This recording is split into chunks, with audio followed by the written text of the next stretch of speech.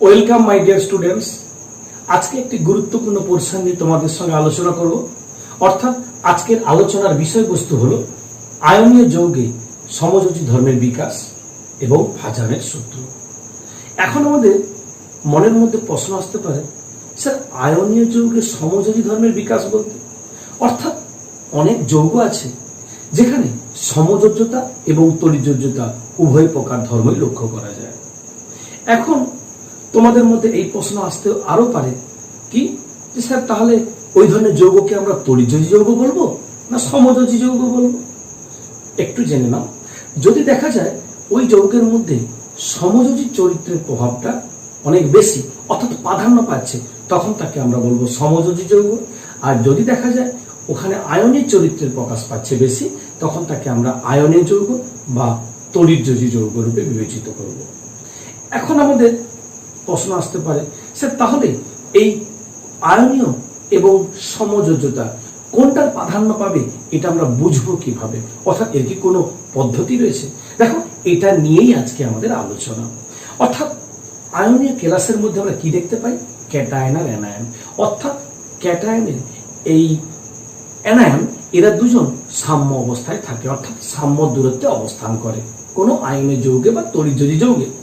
এবার দেখা যায় কি, ক্যাটায়নের পজিটিভ তড়িৎ ক্ষেত্র কি হয়, অ্যানায়নের নেগেটিভ তড়িৎ ক্ষেত্র বা ইলেকট্রন পরিমণ্ডলের মধ্যে আকর্ষণ বল কাজ করে।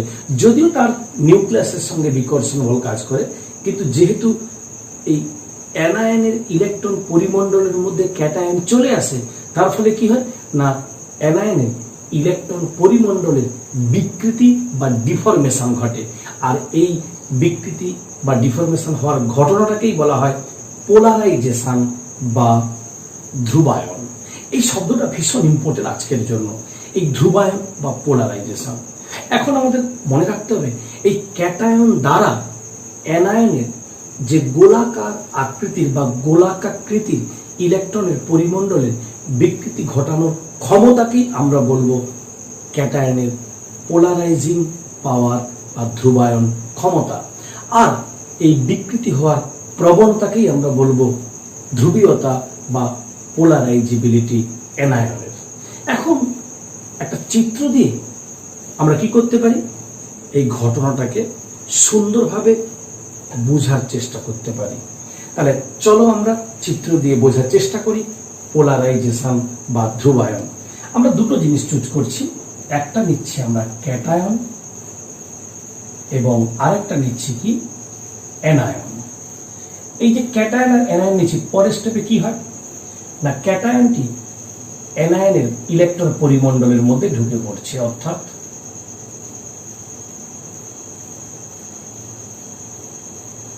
নেক্সট স্টেপে দেখবো আমরা এটা ক্যাটায়ন এটা অ্যানায়ন। পরের স্টেপে কি হচ্ছে,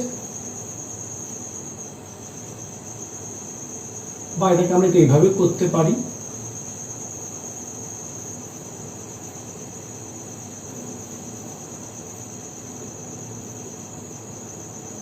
এই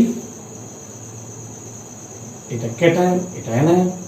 এবং লাস্ট স্টেপে আমরা কি দেখতে পাচ্ছি,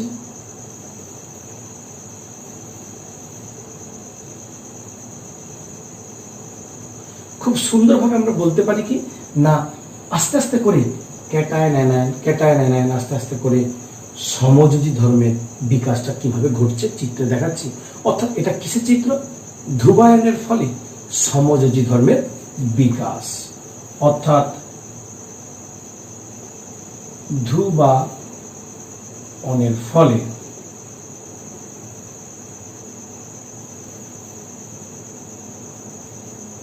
সমযোজী ধর্মের বিকাশ। এই হলো আমাদের পোলারাইজেশন বা ধ্রুবায়ন। এখন প্রশ্ন আসছে, এই তো পোলারাইজেশন বা ধ্রুবায়ন স্যার জানলাম, কিন্তু এই ধ্রুবায়ন ক্ষমতা আমরা পরিমাপ করব কি করে, কার বেশি কার কম? অর্থাৎ আমরা নতুন একটি পোরশন জানবো, সেটি হলো আয়নীয় বিভব বা আয়নিক পোটেনশিয়াল। এই আয়নীয় বিভব বা আয়নিক পোটেনশিয়াল এটাকে আমরা কি করি না, মূলত ফাই দিয়ে প্রকাশ করি। অর্থাৎ তাহলে আবার প্রশ্ন আসছে, এই ফাইটা তাহলে কি না আয়নিক পোটেনশিয়াল। এই আয়নিক পোটেনশিয়ালকে আমরা প্রকাশ করি কি বললাম, ফাই দিয়ে। তার আগে জানতে হবে এই ক্যাটায়নের ধ্রুবায়ন ক্ষমতাকে প্রকাশ করার জন্যই আয়নীয় বিভব রাশিটি ব্যবহার করা হয়, ইহাকে ফাই দিয়ে প্রকাশ করা হয়। এই ফাই অর্থাৎ সমান ফর্মুলা কি না, ক্যাটায়নের চার্জ বাই ক্যাটায়নের ব্যাসার্ধ, অর্থাৎ ক্যাটায়নের চার্জ বাই ক্যাটায়নের ব্যাসার্ধ। ক্যাটায়নের চার্জ বা ক্যাটায়নের ব্যাসার্ধ এই এর অনুপাতকেই আমরা বলবো আয়নীয় বিভব, আর যাকে আমরা প্রকাশ করি ফাই দিয়ে। এখন এই প্রশ্ন, এই ফাইয়ের মান যদি বৃদ্ধি পায় তাহলে কি ঘটবে? ফাইয়ের মান যদি বৃদ্ধি পায় তাহলে ক্যাটায়নের ধ্রুবায়ন ক্ষমতা বৃদ্ধি পাবে। তার মানে কি হবে, তড়িৎ যদি যৌগের মধ্যে সমযোজী ধর্মের প্রকাশ ঘটবে অনেকখানি, অর্থাৎ ধীরে ধীরে তড়িৎযোজ্যতার মধ্যে অর্থাৎ তড়িৎ যদি যৌগের মধ্যে সমযোজী চরিত্র বৃদ্ধি পাবে। এখন আমরা যাব আরেকটি গুরুত্বপূর্ণ পোরশন, সেটি হলো ফাজানের সূত্র। এখন এই ফাজানের সূত্র কি? অ্যাকচুয়ালি ধ্রুবায়নের মাধ্যমে তড়িৎযোজী বা আয়নীয় যৌগের মধ্যে সমযোজী ধর্ম প্রকাশের যে শর্তগুলি থাকে সেই শর্তগুলিকে একত্রে বলা হয় ফাজানের সূত্র। তাহলে এখন প্রশ্ন, এই ফাজানের সূত্রগুলো কি কি, তার মানে এক কথায় শর্তগুলো কি কি? অর্থাৎ এই সূত্র অনুসারে আয়নীয় যৌগের মধ্যে সমযোজী চরিত্র বৃদ্ধি পাবে যদি নিম্নলিখিত শর্তগুলি পূরণ হয়। সেই শর্তগুলি আমি এক এক করে উদাহরণ সহ আলোচনা করব। তোমরা ভিডিওটা যদি লাস্ট পর্যন্ত দেখো তাহলে অবশ্যই আশা করছি আজকের পর এই পোরশনটাতে কোনো সমস্যা থাকবে না। তাহলে চলো আমরা এক এক করে শর্তগুলোতে যাই। 1 নম্বর, ক্যাটায়নের আকার হ্রাস। 1 নম্বর, ক্যাটায়নের আকার হ্রাস। এই ক্যাটায়নের আকার যদি হ্রাস হয় তাহলে কি হবে এটা আমরা আলোচনা করব। প্রথমত জেনে রাখো তোমরা, ক্যাটায়ন আর অ্যানায়ন, একটু আগে ছবিতে দেখেছো যে ক্যাটায়নটা অ্যানায়নের ইলেকট্রন পরিমণ্ডলের মধ্যে ঢুকে পড়ছে, ধীরে ধীরে ধ্রুবায়ন বা পোলারাইজেশন ঘটছে। এখন ক্যাটায়নের আকার যদি হ্রাস হয় তার মানে ক্যাটায়নটা যত ছোট হবে ধীরে ধীরে তার পোলারাইজেশন তত দ্রুত ঘটবে। পোলারাইজেশনের ফলে তার সমযোজী চরিত্র বেশি পরিমাণে বৃদ্ধি পাবে। তাহলে আমি একটা কাজ করছি কি, উদাহরণ দিচ্ছি কয়েকটি। Example, beryllium chloride, magnesium chloride,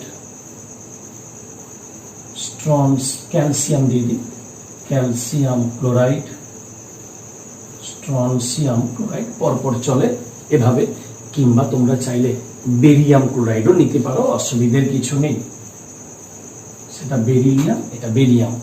এখন এই যে যৌগগুলো আমি দিলাম, এদেরকে যদি আমি বলি মেল্টিং পয়েন্ট বা গলনাঙ্কের অনুসারে সাজাও, তাহলে তোমরা গলনাঙ্কের অনুসারে সাজাবে কি করে? অর্থাৎ মেল্টিং পয়েন্ট বা গলনাঙ্ক অনুসারে সাজাও। দেখো, সাজাতে গেলে আমাদের জানতে হবে কোনটা তড়িৎযোজী কোনটা সমযোজী। আমরা জানি যে যারা তড়িৎযোজী নেচার হয় তাদের গলনাঙ্ক স্ফুটনাঙ্ক বেশি হয়, যারা সমযোজী হয় তাদের গলনাঙ্ক স্ফুটনাঙ্ক কম হয়। তাহলে সবগুলোতেই ক্লোরিন রয়েছে, শুধুমাত্র পার্থক্য কি? Beryllium 2+, magnesium 2+, calcium 2+, strontium 2+, barium 2+। তার মানে এই যে ক্যাটায়নগুলো চেঞ্জ হচ্ছে, ক্যাটায়নের আকার ক্রমাগত হ্রাস পাচ্ছে, কারণ beryllium, magnesium, calcium, strontium, barium পর্যায় সারণীতে শ্রেণী বরাবর রয়েছে। এরা ক্ষারীয় মৃত্তিকা ধাতু। তাহলে এখন আমাদের প্রশ্ন, ক্যাটায়নের আকার হ্রাস পেয়ে যত উপর থেকে নিচের দিকে যাব ক্যাটায়নের আকার বৃদ্ধি পায়, তার মানে এর আকার বড়। ক্যাটায়ন যদি আকার বড় হয় তাহলে পোলারাইজেশন সহজে ঘটবে না। পোলারাইজেশন যদি না ঘটে এটা হবে তড়িৎযোজী, আর এ হবে সমযোজী চরিত্রের মধ্যে বেশি থাকবে। তার মানে সমযোজী, আর এরা হবে সবচেয়ে বেশি এই শ্রেণীর মধ্যে তড়িৎযোজী। তার মানে অবভিয়াসলি যদি তড়িৎযোজী হয় তাহলে মেল্টিং পয়েন্ট অনুসারে সাজালে ওটা সবচেয়ে বেশি হবে। তার মানে কি দাঁড়াচ্ছে? দাঁড়াচ্ছে এটাই, মেল্টিং পয়েন্ট অনুসারে সাজালে ধীরে ধীরে বাড়বে। তাহলে এই হলো আমাদের ক্যাটায়নের আকার হ্রাস। নেক্সট পয়েন্ট আমরা যাব, দ্বিতীয় কি? অ্যানায়নের আকার বৃদ্ধি।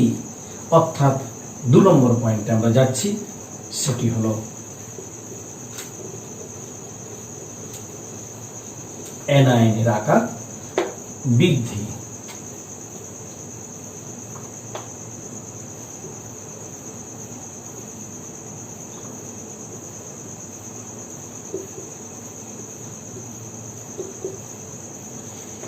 অ্যানায়নের আকার যত বাড়বে তত অ্যানায়নটি ক্যাটায়নকে পোলারাইজ করবে। তার মানে পোলারাইজেশন দ্রুত ঘটবে, তার মানে ধ্রুবায়ন দ্রুত ঘটবে। অর্থাৎ আয়নীয় যৌগের মধ্যে সমযোজী চরিত্র বেশি বৃদ্ধি পাবে। তার একটা কাজ করি, আমরা কয়েকটা এক্সাম্পল নিয়ে নিচ্ছি। আমরা কি করছি? আমরা ধাতুটাকে ঠিক রেখে আয়নগুলোকে, অ্যানায়ন পোর্শনগুলোকে চেঞ্জ করছি, কারণ অ্যানায়নের আকার বাড়ছে।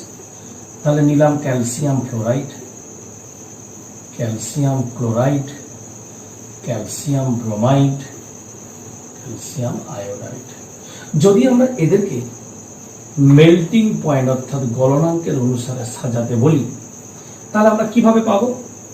দেখা যাক কোথায় পোলারাইজেশন বেশি হয়, কম হয়। দেখতে পাচ্ছি সবগুলোর ক্ষেত্রে ক্যাটায়ন কি অ্যানায়ন চেঞ্জ। এখানে I মাইনাস, এখানে Br মাইনাস, এখানে Cl মাইনাস, এখানে A মাইনাস। Br মাইনাসের থেকে I মাইনাসের আকার সবচেয়ে বেশি।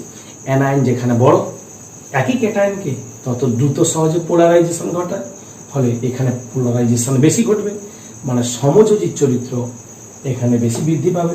এটা তড়িৎযোজী বা আয়নের চরিত্র বৃদ্ধি পাবে। তাহলে আয়নের চরিত্র যদি বৃদ্ধি হয়, এর মেল্টিং পয়েন্ট সবচেয়ে বেশি হবে, তারপরে এটা হবে, তারপরে এটা হবে। আশা করছি তোমাদের বুঝতে খুব একটা অসুবিধা হচ্ছে না, কারণ খুব সহজ। আর আজকের এই পোর্শন থেকে তোমরা জানতে পারবে, একটা যৌগ দিলে তোমরা কম্পেয়ার করতে পারবে ওর মধ্যে তড়িৎযোজী চরিত্র আর সমযোজী চরিত্রের মধ্যে বেশি কম কোনটা, অর্থাৎ কোনটা পিওরলি তড়িৎযোজী, কোনটা সমযোজী। চলো আমরা যাই নেক্সট পয়েন্ট।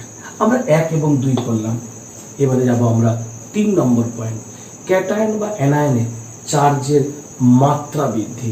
এই যে ক্যাটায়ন বা অ্যানায়নের চার্জের মাত্রা বা আধানের মাত্রা বৃদ্ধি পেলেই সবসময় মনে রাখতে হবে যে আমাদের ধ্রুবায়ন ক্ষমতা পরিবর্তন হবে। তাহলে 3 নম্বর কেস, ক্যাটায়ন বা অ্যানায়নের মাত্রা, অ্যানায়নের চার্জের মাত্রা বা আধানের মাত্রা বৃদ্ধি। এই যে চার্জের বা আধানের মাত্রা বৃদ্ধি পেলে কি হয়? আগেই বলেছি, যদি ক্যাটায়ন অ্যানায়নের ক্ষেত্রে তাদের আধান বা চার্জ বাড়ে, যে কোনো আমরা ধরুন ক্যাটায়ন নিচ্ছি, আমরা জানি যে ক্যাটায়নের ক্ষেত্রে ক্রমাগত যদি চার্জ বাড়ে, আইসো ইলেকট্রনিকের বলায় আমরা জানি, তাহলে আকার ক্রমাগত ছোট হয়। আবার যদি অ্যানায়নের ক্ষেত্রে যাই, আধান বাড়ে, তাহলে আস্তে আস্তে করে তার আকার বৃদ্ধি পায়। তাহলে আমরা যে কোনো একটা স্ট্যান্ডার্ড ধরে নিচ্ছি, এবং এর জন্য আমাদের কি নিতে হবে? অবশ্যই এক্সাম্পল। আমরা চাইলে যে কোনো এক্সাম্পল নিয়ে কাজ করতেই পারি। একটা সিম্পল এক্সাম্পল আমি নিচ্ছি, NaCl, MgCl2, AlCl3। এখানে এটি 3+, magnesium 2+, sodium single plus. Anion portion একই, তাহলে ক্যাটায়নগুলো চেঞ্জ। আমরা জানি সোডিয়ামের থেকে ম্যাগনেসিয়াম 2+ বা Al3+, এরা সবাই আইসো ইলেকট্রনিক। তাহলে আইসো ইলেকট্রনিকের ক্ষেত্রে যাদের আধান যত বেশি হয় বা চার্জ যত বেশি হয়, তাদের আকার তত ছোট হয়, ধ্রুবায়ন ক্ষমতা বৃদ্ধি পায় আকার ছোট হলে। কারণ আমরা একটু আগে দেখেছি ফাই সমান ক্যাটায়নের চার্জ বাই ক্যাটায়নের ব্যাসার্ধ। তাহলে এর যত চার্জ বাড়বে, ফাই এর মান বাড়বে। আমরা সূত্রে বলেছি ফাই যত বাড়বে তত তাদের মধ্যে ধ্রুবায়ন ক্ষমতা বৃদ্ধি পাবে, তত বেশি পোলারাইজড হবে অ্যানায়ন দ্বারা, অর্থাৎ পোলারাইজেশন দ্রুত ঘটবে। তাহলে এর মধ্যে আমরা অনেকটা বেশি পরিমাণ তুলনামূলকভাবে সমযোজী চরিত্র বৃদ্ধি পাবে, এর মধ্যে তড়িৎযোজী চরিত্র বৃদ্ধি পাবে। ফলে কি হবে, আমরা দেখতে পাবো যদি এদেরকে আমাদের মেল্টিং পয়েন্ট বা গলনাঙ্ক অনুসারে সাজাতে বলা হয়, তাহলে অবভিয়াসলি এটা বেশি হবে, তারপরে এটা, তারপরে এটা। এই তো হয়ে গেল আমাদের যৌগগুলোর ক্ষেত্রে ক্যাটায়ন বা অ্যানায়নের চার্জের মাত্রা বৃদ্ধি পেলে ধ্রুবায়ন ক্ষমতা বৃদ্ধি পায়। তাহলে আমরা 3 নম্বর পয়েন্ট করলাম। এবার যাবো আমরা নেক্সট পয়েন্ট, অর্থাৎ 4 নম্বর। ক্যাটায়ন বা অ্যানায়নের বহিস্থ কক্ষে 8টা ইলেকট্রনের পরিবর্তে যদি 18টা ইলেকট্রন থাকে, তাহলে সেক্ষেত্রে ধ্রুবায়ন বৃদ্ধি পায় বা ধ্রুবায়ন ক্ষমতা বৃদ্ধি পায়।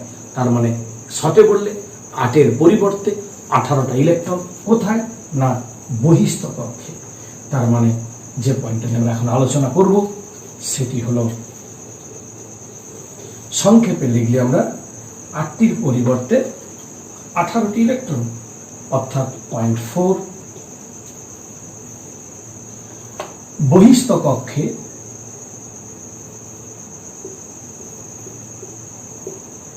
8-এর পরিবর্তে 18টি ইলেকট্রন থাকতে হবে, বা যদি থাকে তাহলে সেক্ষেত্রে ধ্রুবায়ন ক্ষমতা বাড়বে। এই যে বললাম কোথায়, অবশ্যই ক্যাটায়নের ক্ষেত্রে কিন্তু আমি বলছি। তাহলে কার, ক্যাটায়নের বহিস্থ কক্ষে 8-এর পরিবর্তে 18টি ইলেকট্রন থাকলে ধ্রুবায়ন ক্ষমতা বাড়ে। এই জন্য আমাদের একটা এক্সাম্পল দিতে হবে, এবং সেই এক্সাম্পল দিয়ে আমি তোমাদেরকে বোঝানোর চেষ্টা করব। এই জন্য আমরা কি এক্সাম্পল নেব, যে কোনো দুটো এক্সাম্পল নেওয়াই যায়, এবং একটা NaCl নিচ্ছি আর একটা CuCl নিচ্ছি। তাহলে এক্সাম্পলটা কি নিচ্ছি আমরা, NaCl CuCl, ভাঙলে Na প্লাস Cu প্লাস। এবার দেখা যাক এর ক্যাটায়নে সোডিয়াম 11 নম্বরে, মাথায় প্লাস মানে 10টি মানে 2 আর 8, বহিস্থ কক্ষে 8। কপারের 29 হয় আমরা জানি, মাথায় প্লাস মানে কপার প্লাস মানে একটা কম, তার মানে হয় 2, 8, 18, অর্থাৎ 8 আর 2 10, 10 দিয়ে 20 আর 8 28, 29-এর জায়গায়। তারপরে বহিস্থ কক্ষে 8-এর পরিবর্তে যদি 18 থাকে, আমরা লিখেছি, তাহলে কি হবে, সমযোজী চরিত্র বৃদ্ধি পাবে। তার মানে এটা হবে সমযোজী, এটা হবে তড়িৎযোজী। এখন প্রশ্ন কেন, অবশ্যই এই প্রশ্ন মনের মধ্যে আসবে যে স্যার কেন এটা হলো না, তার কারণ বহিস্থ কক্ষে যদি 18টা ইলেকট্রন থাকে, আমরা জানি ওখানে ডি অরবিটাল থাকবে। ডি অরবিটালের আবরণী ক্ষমতা বা স্ক্রিনিং এফেক্ট কম হয়। তাহলে আবরণী ক্ষমতা যদি কম হয়, তখন কি করে অ্যানায়ন এই ক্যাটায়নকে অনেক বেশি জোরে পোলারাইজ করে, কারণ ডি এর আবরণী ক্ষমতা বা স্ক্রিনিং এফেক্টের বাধা থাকছে না। তখন কি করছে, এর ক্যাটায়নটির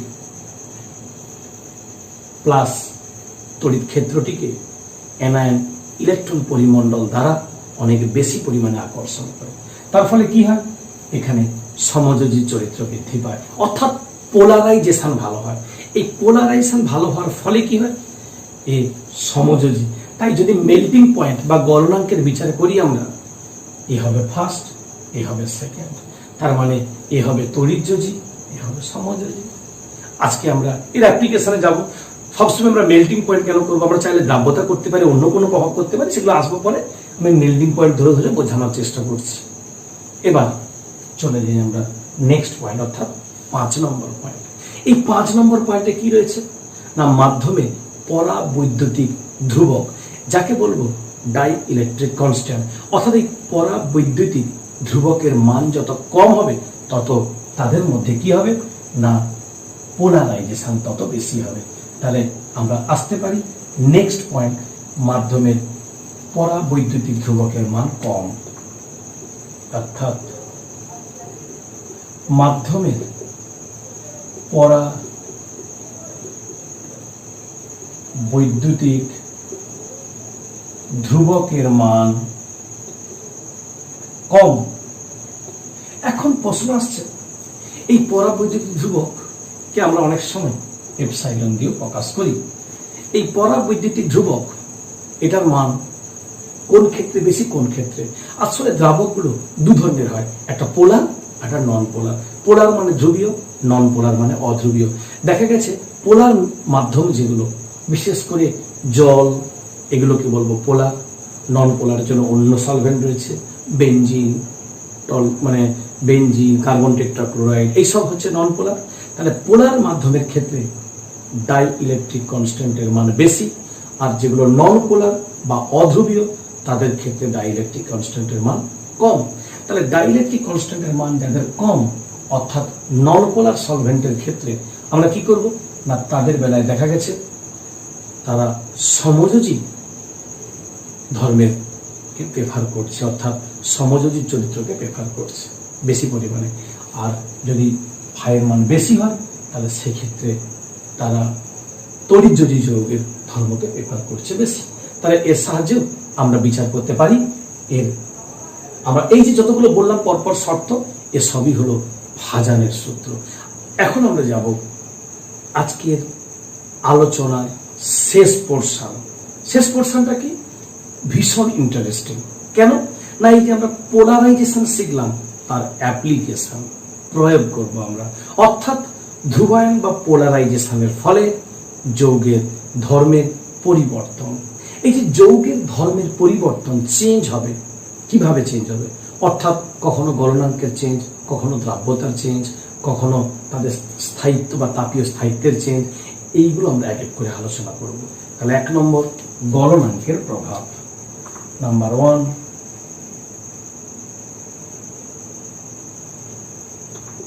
গলনাঙ্কের প্রভাব, অর্থাৎ পোলারাইজেশনের ফলে গলনাঙ্কের কি পরিবর্তন হয় সেটাই নিয়ে আমরা এখন আলোচনা করব।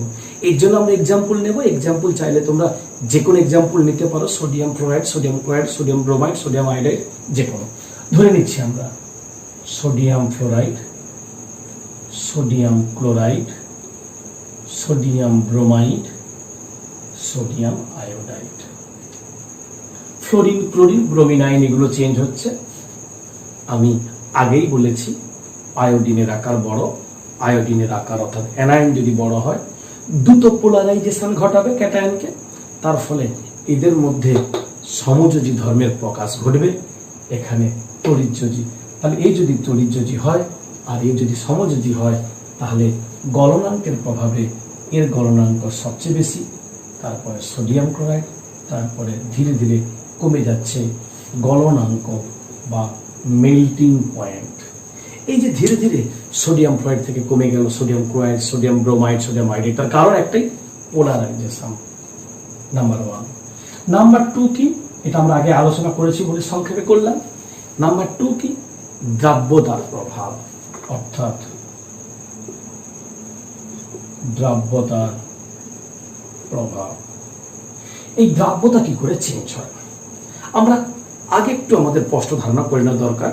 যারা তড়িৎযোজী যৌগ হয় তারা জলে অধিক দ্রাব্য হয়, তারা সমযোজী হয়, তারা জৈব দ্রাবকে দ্রাব্য হয়, কিন্তু জল ইত্যাদিতে স্বল্প দ্রাব্য বা অদ্রাব্য হয়।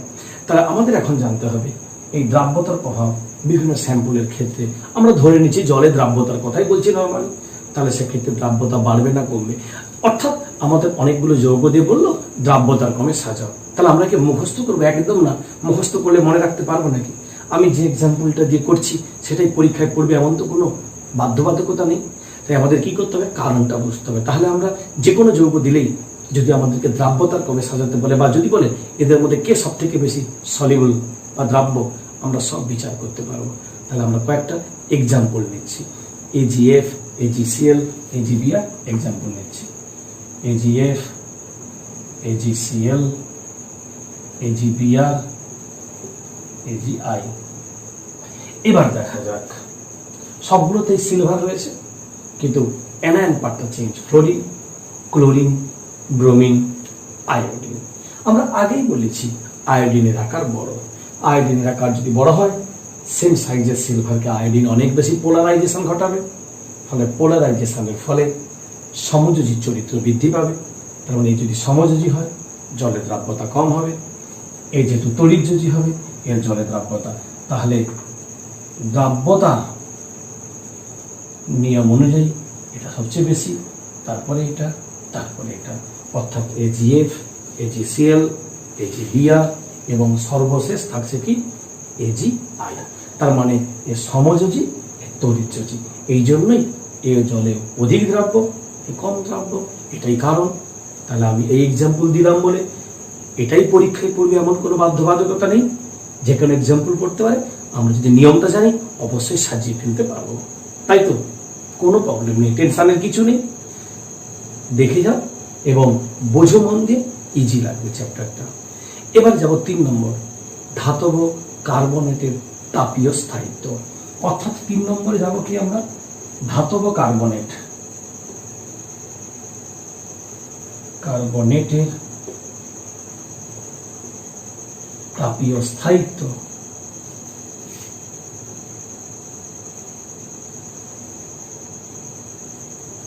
এই যে ধাতব কার্বনেটের তাপীয় স্থায়িত্ব, অর্থাৎ তাপ দিলে তার স্টেবিলিটি কেমন হবে, এ নিয়ে আমাদের আলোচনা। এই জন্য আমরা কি করছি, কয়েকটা কার্বনেট নিচ্ছি, অর্থাৎ barium carbonate, magnesium carbonate, calcium carbonate. অর্থাৎ beryllium carbonate, magnesium carbonate, calcium carbonate, আরো আছে স্ট্রনসিয়াম, বেরিয়াম কার্বনেট। এটা বেরিলিয়াম, সেটা বেরিয়াম, ওটা প্রবলেম নয়। তবে জানো এটা পরপর করে শ্রেণী বরাবর হয়েছে। এখানে চেঞ্জ বলতে বেরিলিয়াম, ম্যাগনেসিয়াম আর ক্যালসিয়াম, অর্থাৎ বেরিলিয়াম 2+, ম্যাগনেসিয়াম 2+, ক্যালসিয়াম 2+। শ্রেণী বরাবর উপর থেকে নিচের দিকে গেলে আকার বাড়ে, ক্যাটায়ন ধীরে ধীরে বড় হচ্ছে, তাহলে পোলারাইজেশন কম ঘটবে, এক্ষেত্রে পোলারাইজেশন বেশি ঘটবে। যদি বেশি পোলারাইজেশন ঘটে তার মানে একই অ্যানায়ন পোর্শন দিয়ে সহজে ধ্রুবায়ন ঘটার ফলে সমযোজী, এটা তড়িৎযোজী। আমরা জানি তড়িৎযোজী যৌগগুলো ক্যাটায়ন অ্যানায়ন থাকে বলে তাদের স্টেবিলিটি বা বেশি হয়। তাই তাপীয় যদি স্থায়িত্বের কথা আমরা চিন্তা করি তাহলে দেখতে পাবো এর থেকে এর বেশি হবে, এর থেকে এর বেশি হবে, কারণ সমযোজী যৌগের থেকে তড়িৎযোজী যৌগের তাপীয় স্থায়িত্ব বেশি হয়। সেই সাপেক্ষে আমরা বের করতে পারলাম ধাতব কার্বনেটের তাপীয় স্থায়িত্ব। অর্থাৎ আমরা যেটা করলাম 3 নম্বর পয়েন্ট। এবার যাব আমরা নেক্সট পয়েন্ট, একই ধাতুর বিভিন্ন লবণের বর্ণ, অর্থাৎ কালার। এটা ভীষণ ইন্টারেস্টিং। একই ধাতুর বিভিন্ন লবণের বর্ণের পরিবর্তন হয়। অর্থাৎ 4 নম্বর, একই ধাতুর বিভিন্ন লবণের বর্ণ, অর্থাৎ কালার চেঞ্জ কেন হয়, এটাকেই বোধহয় বলা হয় কেমিস্ট্রিতে বিউটি বা সৌন্দর্য। কিরকম, একটা উদাহরণ নিচ্ছি আমরা, AgCl আর AgI, একটা সিলভার ক্লোরাইড, একটা সিলভার আয়োডাইড। অবভিয়াসলি দুজনেই তো লবণ, তারা লবণের মধ্যে দেখা গেছে প্রথম যে লবণ এর কালারটা কিন্তু সাদা, আর AgI যেটা এর কালার কি হলুদ। এখন প্রশ্ন হচ্ছে কেন হলো এমন, সাদা আর হলুদ? আমি একটা এক্সাম্পল নিলাম, আমি চাইছি আরেকটি এক্সাম্পল, লেড, PbCl2 আর PbI2। এক্ষেত্রে কি কালার হচ্ছে? যদি আমরা PbCl2 নিই তাহলে আমরা দেখতে পাবো এটা সাদা, আর যদি PbI2 নিই অর্থাৎ লেড আয়োডাইড, এর কালার সোনালী হলুদ। অর্থাৎ এটাকে বলবো আমরা সোনালী হলুদ, আর এটা সাদা। একই ধাতুর লবণ, একটা ক্লোরাইড একটা আয়োডাইড, এর জন্য কালার চেঞ্জ হয়ে গেল। সত্যি এটাই হলো কেমিস্ট্রির সব থেকে আকর্ষণীয় জায়গা। একটু ভেবে যদি দেখি আমরা, এখানে অ্যানায়ন ক্লোরিন আর এখানে অ্যানায়ন হলো আয়োডাইড, ক্লোরাইড আর আয়োডাইড, অর্থাৎ ক্লোরিন আর আয়োডিন। আয়োডিনের আকার বড়, আয়োডিনের আকার যদি বড় হয় তাহলে এই আয়োডিন সিলভারকে সহজে পোলারাইজ করবে, পোলারাইজেশন ঘটাবে। মানে ঘুরিয়ে বলতে পারি এখানের মধ্যে অনেকটা সমযোজী আর এর মধ্যে অনেকটা তড়িৎযোজী নেচার রয়েছে। তার ফলে কি হলো, সমযোজী হওয়ার কারণে আমরা তো দেখেছি পোলারাইজেশন ফলে খুব গায়ে গায়ে চলে আসে, তাদের মধ্যে এনার্জি গ্যাপ বা ব্যবধান কম হয়। তাই কি হয়, ক্যাটায়ন আর অ্যানায়নের মধ্যে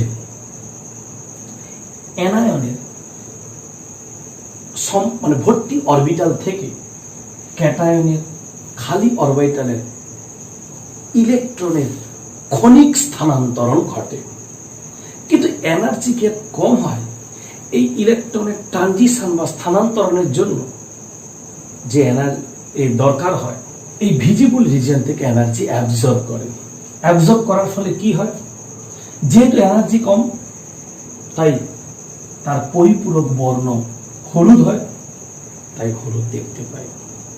বাট সিলভার ক্লোরাইডের তড়িৎযোজী যৌগ, এখানে ক্যাটায়ন অ্যানায়নের এনার্জি গ্যাপটা বেশি হয়, তখন ইলেকট্রনের স্থানান্তরণের জন্য যে এনার্জি অ্যাবজর্ব করতে হয় সেটি ইউভি রিজিয়ন বা অতি বেগুনি রশ্মি অঞ্চলে অ্যাবজর্ব করে। ফলে কি হয়, এটি ইউভি রিজিয়ন অ্যাবজর্ব করার ফলে আমরা দৃশ্যমান অঞ্চলে পাই না, তাই এটি সাদা হয়। অনুরূপ ঘটনা নেক্সট এক্সাম্পলের ক্ষেত্রেও ঘটে। এটি সমযোজী, এটি তড়িৎযোজী, ফলে এটি সোনালী হলুদ, কারণ ভিজিবল রিজিয়নের অঞ্চলে অ্যাবজর্পশন ঘটে। এটি আলট্রাভায়োলেট রিজিয়নে অ্যাবজর্পশন ঘটে, চেঞ্জ হয়, যা আমাদের চোখের নাগালের বাইরে, তাই আমাদের দেখলে সাদা মনে হয়। এটি যে অঞ্চলে অ্যাবজর্ব করে তার পরিপূরক বর্ণ সোনালী হলুদ হয়, সেই জন্য আমরা ওকে সোনালী হলুদ কালারের দেখতে পাই। আশা করছি এই পোর্শনটা বুঝতে পেরেছ। তো যদি কোনো অসুবিধা হয় অবশ্যই কমেন্টে জানাবে। এবার আমরা যাব আরো একটি অ্যাপ্লিকেশন, অর্থাৎ 5 নম্বর অ্যাপ্লিকেশন, যৌগের অস্তিত্বহীনতা। তাহলে 5 নম্বরে আমরা কি যাব,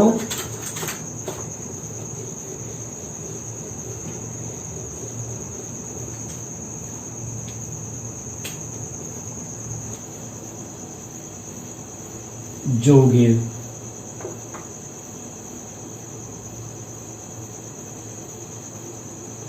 অস্তিত্বহীনতা। অর্থাৎ একটা যৌগ এক্সিস্টেন্স বা অস্তিত্ব আছে না নেই। আমরা দুটো যৌগ নিচ্ছি, লেড ক্লোরাইড আর লেড আয়োডাইড। তবে 4টে করে নিচ্ছি, লেড টেট্রাক্লোরাইড, লেড টেট্রাআয়োডাইড। এই যে টেট্রাক্লোরাইড টেট্রাআয়োডাইড, এদের মধ্যে দেখা গেছে এর অস্তিত্ব আছে, এর কোনো অস্তিত্ব নেই। এখন প্রশ্ন আসতে পারে মনের মধ্যে, স্যার কেন এই যৌগের অস্তিত্ব না থাকার কারণ কি? না, তার কারণ অবশ্যই তো আছেই। এখানে আমরা পাচ্ছি কি, Pb4+ লেড। এই যে Pb4+ এর সঙ্গে 4টি I- যুক্ত হওয়ার কথা। আমরা জানি ক্লোরিনের থেকে আয়োডিনের আকার বড়। আয়োডিনের আকার বড় হওয়ার কারণে সহজে পোলারাইজেশন ঘটে, ফলে সমযোজী চরিত্র বৃদ্ধি পায়। তাই দেখা গেছে 2টি আয়োডিন Pb4+ এর সঙ্গে যুক্ত হয়, আর বাকি 2টি আয়োডিন ইলেকট্রন বর্জন করে আয়োডিন উৎপন্ন করে। আর যে 2টি ইলেকট্রন বর্জন করলো, সেই বর্জিত ইলেকট্রন 2টি অ্যাবজর্ব করে নেয় কে, না Pb4+।